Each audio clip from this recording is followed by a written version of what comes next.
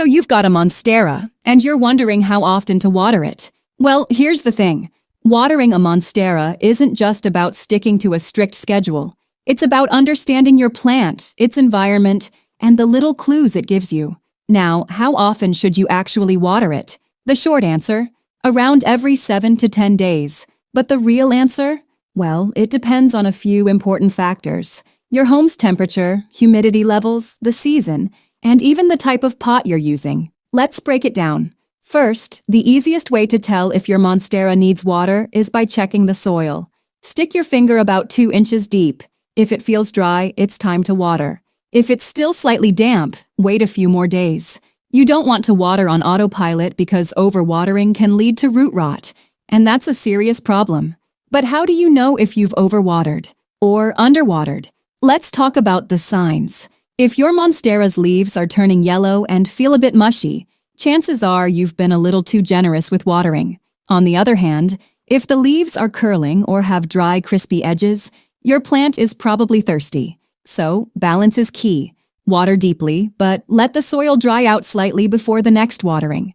Now, what about light and humidity? These two play a huge role in how often your Monstera needs water. If your plant sits in bright, indirect light, it'll dry out faster, meaning you'll need to water more often.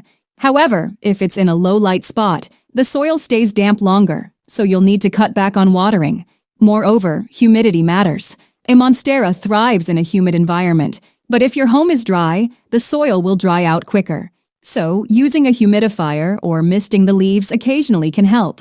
And here's something you might not have considered: your pot. The type of pot you use affects how quickly the soil dries. A plastic pot holds moisture longer, which means less frequent watering. But a terracotta pot is porous, pulling moisture away from the soil, so plants in these pots need more frequent watering. If you often forget to water, a plastic pot might be a safer bet. Now, let's talk about seasonal changes.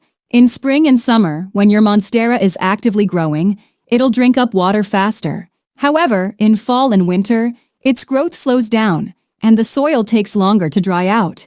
Therefore, you should cut back on watering during colder months to prevent soggy soil and root rot. But what if you're going on vacation? Or what if you just forget to water sometimes? Should you try bottom watering instead? Bottom watering can be a great method, especially if you tend to overwater.